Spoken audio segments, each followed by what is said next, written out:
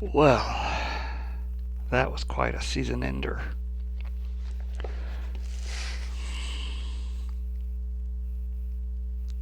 Bit downbeat. But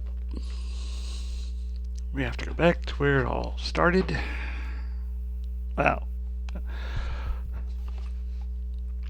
basically, Azraphale is trying to protect everyone. He pulls up a magic circle,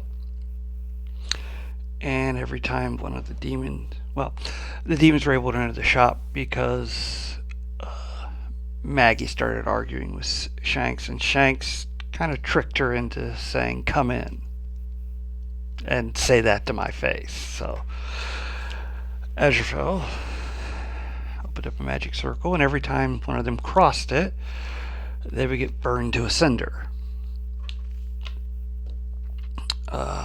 Eventually, they block it with a bookcase. As the others are holding them off with fire extinguishers, they go up to top level.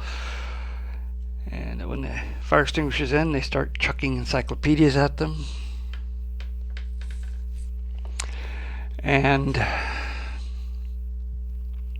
eventually, when they run out of things they can defeat them with, Azraphale does something that you only do in the most dire of circumstances during war.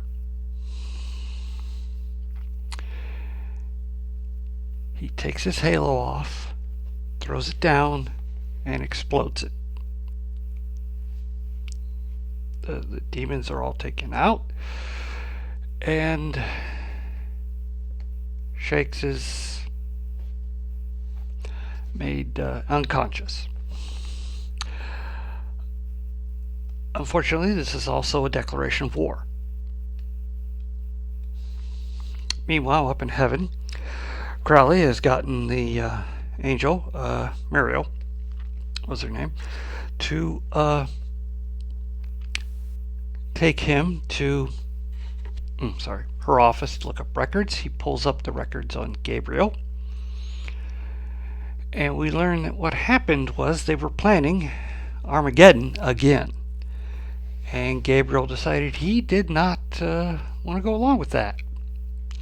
So they planned to demote him.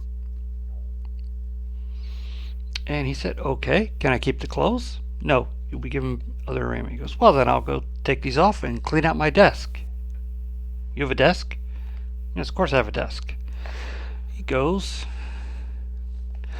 and he changes out of his clothes, naked now, and all he has in the box is the matchbox. And as he makes it to the elevator, he drops the matchbox. He gets on the elevator. They realize he's not in heaven anymore. They've not erased his memory yet, because he was going to have his memory erased when he was demoted.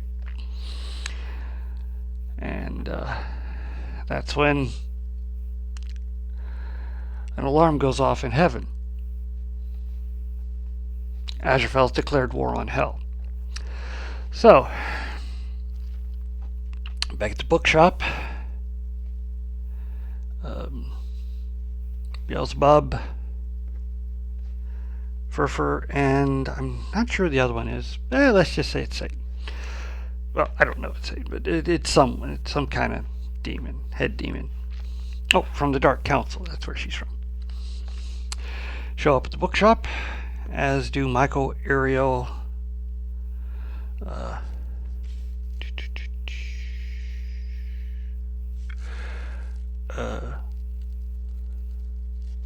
can't remember who the other one is. It doesn't matter. I'll look it up later. And they show up, both demanding Gabriel. Crowley goes to the box that Gabriel had with him, flips it over, and says, "I'm in the fly." There's only been one fly in this bookshop, because it's an angelic place. You wouldn't have flies, but there's been a fly buzzing around that no one can seem to catch. Beelzebub, Lord of the Flies, calls Fly over, gives it to Jim. He looks at it and it flies into his eye. And all his memories come back. And we're seeing some of these memories. And basically, he meets with Beelzebub at the Resurrectionist pub, where he proposes, because both sides are wanting to do Armageddon again, he proposes, why don't we just not do Armageddon? Intriguing idea. You'll have to think about it. They meet a second time at the Resurrectionist. Yes, she'll go along with that. Everything will remain the way it is, status quo. She mentions she likes the song that's playing every day by Buddy Holly. And Gabriel says, oh, if you like it, I like it too. But we have no reason to meet again. Then they meet again at Gabriel's statue and talk about things. And then they meet again at the Resurrectionist, where Gabriel does a little thing, and now all that jukebox will play is every day. He did it for Beelzebub. Although they do mention that Beelzebub changed her face from what it was, because they have a new actress playing the part, and from the first season. And so she gives him something too. She gives him a fly that is actually a container, can contain anything, and puts it in a matchbox for him. And then we return to the present, where it turns out Gabriel and Beelzebub are in love with each other. Well, this can't be a demon and an archangel. Love. They must be taken to hell and dealt with. No, they must be taken to heaven and dealt with. They may send them to hell after that, but they have to go to heaven first. And Azraphale asks, well, what do they want? And they just want to be together. And they start singing every day and fade out. No one knows where they've gone, but they're together. Well, what to do now?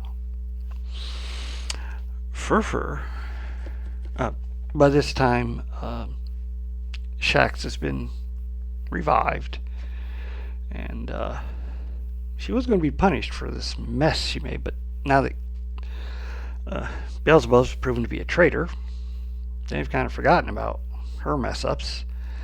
And then Furfur brings up the point that, well, now there's an opening. Perhaps Ch-6 could put in for it. She and the head of the Dark Council go back to hell to discuss this. Well, there's still Azraphale to deal with. You know, they could just erase his name from the Book of Life. It was like he never existed. In fact, that's probably what they will do. And then in walks the Metatron. If you know your biblical literature, or if you're a fan of the film Dogma, you know he is the voice of God. And he says, no, stop talking nonsense. All of you need to go back to hell, except for Muriel. I need her to stay here. So, off they all go. And he takes Azraphale out to have a little talk with him about something. While they're discussing, Maggie and Nina come in.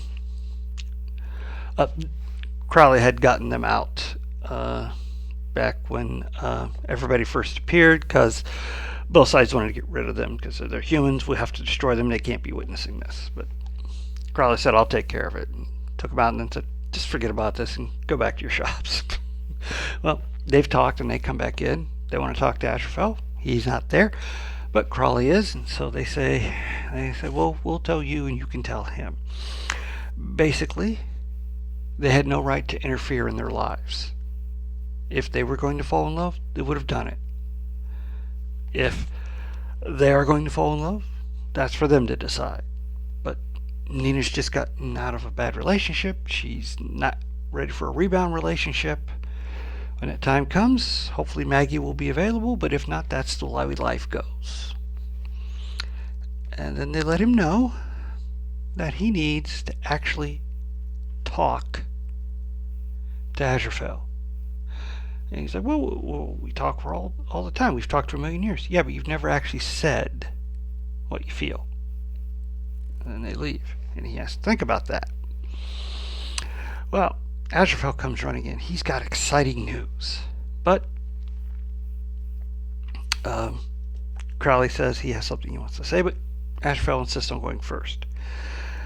Now that Gabriel's gone, they need a new archangel.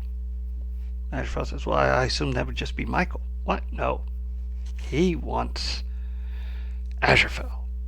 And as an archangel, he can have any assistant he wants. In fact, he could even reinstate Crowley as an angel.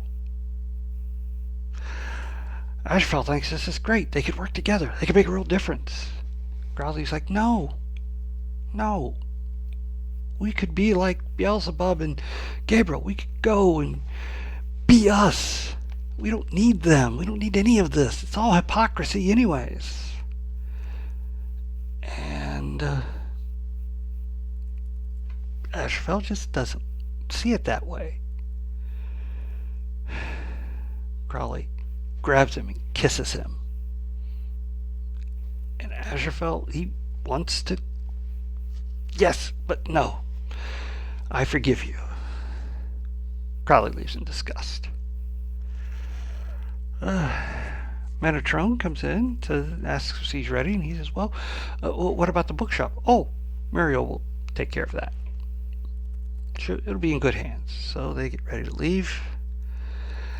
And Metatron talks to him about, there's a very big project coming up we're going to need your help with because you understand human ways. He's like, oh, yes, what is this big project?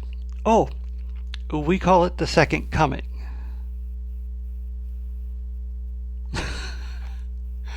And he hesitates about getting on the elevator up to heaven, but takes a last look at Crowley and gets in. Crowley sees this and gets in his car, turns the radio on. It's playing Nightingale, not a Queen song, and he turns it off and drives away. And we just, over the credits, we see them both going and the looks on their faces. What an ending. So sad. I'm broken up. I really wanted Azraphale to say, no, I'm not going to do that. I'm going to stay here. Be with Crowley. But he didn't. And so this must be where Neil Gaiman and Terry Pratchett had really wanted to start the sequel to Good Omens, which, as I understand, because of the writer's strike, they don't know if they'll get a third season. But if they don't, Gaiman says he will, take the notes they made for the plans for the sequel book / third season of the show, and publish it as a book. So, one way or the other, we're going to find out about that. But yeah, really good episode. Had some good action in the beginning. Great humor. I really liked the whole Beelzebub Gabriel romance. That was kind of cute. But that ending, just punch in the gut. Ugh. Really makes me look forward to the next season. Here's hoping they get it. Hey, maybe we'll get both the third season and the book version. What could be better? Well, until I find another show, please hit like, share, and subscribe, and I'll see you next time.